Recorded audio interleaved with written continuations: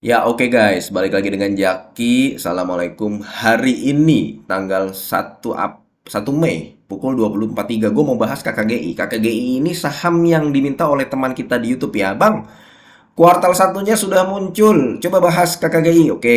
Nah, sorry kalau suara gue agak bindeng karena lagi pilek guys. KKGI ini bisa dikatakan adalah perusahaan dia nggak sebanding lah, perusahaan batubara kecil dia nggak sebanding kalau dibandingkan dengan Adaro gitu ya. Kalau misalkan kita bicarakan volume penjualannya pun, volume penjualan ya guys, volume penjualan itu dia berkisar antara 4 sampai 5 juta ton tuh per tahun. Nah, kemudian kalau kita lihat hektarnya, dia punya sekitar 24.000 hektar. 20 di atas 20.000 hektar lah. Nah, kemudian dia punya cadangan.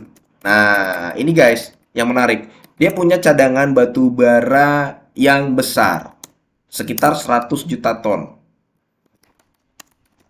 Nah, lu bayangin aja guys, dia punya sekitar 100 juta ton, 140 bahkan, ya 140 juta ton dengan volume penjualan per tahunnya itu berkisar antara 4 sampai 5 juta ton. Waktu tahun 2023 dia ada di angka 4,3 juta ton. Di tahun 2024 ini proyeksinya dia target dari manajemennya 5,9 juta ton. Ya, kita udah bahas ini. Kemudian, bisa dikatakan dia adalah perusahaan sehat. Kalau kita lihat di laporan keuangannya ya, di bagian liabilitasnya, nih, jangka pendek, jangka panjang, tidak ada hutang yang benar-benar berbahaya. Dan dia berbanding dengan ekuitasnya pun, ekuitasnya termasuk ya besar gitu loh. Kalau dibandingkan dengan total liabilitasnya. Dan di sini kita lihat data bahwa sepanjang ini per kuartal guys ya, kuartal 1 2022, kuartal 2 2022 dan seterusnya. Ya sepertinya rasio debt to equity rasionya itu dijaga berkisar 30 sampai 40%. Perusahaan sehat dengan DER 30 sampai 40%. Nah, kemarin tadi kan kita udah bahas SMDR tuh sebelum video ini ya. Kemudian apakah ada perusahaan lain yang memiliki hutang berbunga besar itu nanti pada saat di bagian laba bruto, setelah laba brutonya dia itu akan banyak beban keuangannya. Nah, kalau KKGI enggak. Kita kalau lihat laporan keuangannya sangat simpel, enak membaca laporan keuangan kayak begini nih. Revenue, beban pokok, laba kotor, beban usaha dan sebagainya ya. Nah, KKGI ini memang dikendalikan oleh keluarga Adianto. Keluarga Adianto itu ya keluarga Adianto ya. Gue terus terang pribadi gue gak kenal. Keluarga Adianto itu menguasai Energi Kolir Private Limited. Dia menguasai 36% saham KKGI. Keluarga Adianto juga menguasai PT Sejahtera Jaya Cita dan keduanya menjadi pengendali dari KKGI. Jadi keluarga Adianto pun ada yang di bagian manajemen dan petinggi dari KKGI. Nah, sekarang kita ngomongin prospek 2024. Ya kan? Proyeksi 2024, estimasi revenue-nya memang kalau kita lihat dari laporan tahunan ya guys ya. Laporan tahunan nih guys, dia ada di angka 305 juta US dollar nih. Kita hitung-hitung aja guys nih. 305. Oh iya guys, oh ya nanti gua nih 305 ya guys. Gua belum ke situ dulu. Gua ke sini nih. 305 886 400. 305 886 400. Kemudian gini, nah kita ngomongin net profit margin. Lu kalau lihat KKGI pasti agak aneh guys, karena ada beberapa di suatu kuartal tiba-tiba IPS-nya jadi kecil atau minus. Contohnya di kuartal 4 kemarin. Nah, sekarang kita lihat NPM-nya nih guys, rata-rata net profit margin-nya. Contohnya waktu di sini nih guys. Tuh. Di 2023 gede memang tuh. Lu coba perhatikan. Gede tiba-tiba di kuartal 3 dan kuartal 4 IPS-nya kecil. Nah, makanya kita ambil kondisi terburuk saja. Net profit marginnya di angka 4%. Ya kan? Maka proyeksi labanya sorry, 9 kok 4 sih? 9,12. 9,12 ya. Tuh. Maka proyeksi labanya itu dalam satu tahun bisa di angka 27 juta dolar. Sama kan seperti ini atau bahkan lebih.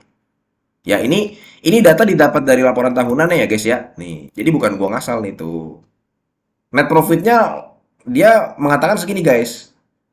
Proyeksinya 34. Cuman kalau melihat histori bahwa dia sempat ada EPS di kuartal 3 dan 4 2023 minus, bahkan kecil ya. Kemudian ada juga di tahun 2021 di kuartal 1 dan kuartal 2 juga kecil. Ya, gue nggak berani masang harapan terlalu tinggi guys. Gue jadinya berani memasang net profit marginnya di angka 9%. Ingat ini kemungkinan terburuk ya guys. Selalu catatkan kemungkinan terburuk.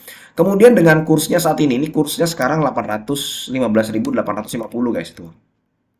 Maka kita akan dapat laba bersih kalau dikurskan dalam rupiah itu ada di angka 444 miliar. Jumlah lembar saham sekarang dari KKGI ya di angka 5 miliar. Maka EPS per tahunnya itu ada di angka nih. Ini hitung-hitungan kasar aja guys. EPS tahun 2024 ya ada di angka 88. Ya sedikit lebih tinggi daripada tahun 2023 lah. Tahun 2023 kan 80. Nah, sekarang ini guys, ada kebijakan manajemen. Memang pada kebijakan manajemen perusahaan itu biasanya dia membagikan 20. Yang berbeda memang di tahun 2021. Cuman di tahun 2024 ini nih guys. Lebih atau sama dengan 20%. Ya kita tetap ngambil kemungkinan terburuk guys. Kalau misalkan dia membagikan 20% ya, dengan EPS yang akan kita dapatkan adalah 88,43, 17 per lembar. Per tahun 17 DPS-nya. Kalau kita bandingkan dengan harga saham KKGI ya, itu ada di angka 418. Tuh, jadi dividen yield-nya itu 4%. Jadi di sini angkanya 17 nih, sekitar 17. 20% dari 88. Kemungkinan terburuk ya, kemudian yield-nya berarti di angka 4%. Yield di angka 4% itu adalah yield yang sebenarnya nggak terlalu besar untuk ukuran saham batubara ya. Menariknya sih itu yang tadi gue sebutkan. Dia punya cadangan yang besar, kemudian dia hutangnya rendah. Cuman kalau dikatakan hutangnya rendah, hampir semua emiten batubara hutangnya rendah kan. Nah, kemudian yang perlu diperhatikan begini guys, lu harus mulai agak curiga ketika menemukan emiten yang EPS-nya kadang tinggi, kadang rendah guys. Nah, lu coba kulik deh petinggi-petinggi dari KKGI ini. Direkturnya siapa, direktur utamanya siapa, ya kan? Keluarga Adianto itu siapa gitu kan. Nanti lu akan mendapatkan sesuatu yang menarik dari KKGI ini guys. Nah, itu yang perlu lu perhatikan guys, kaitannya dengan GCG. Nah, itu guys, GCG dari KKGI ini.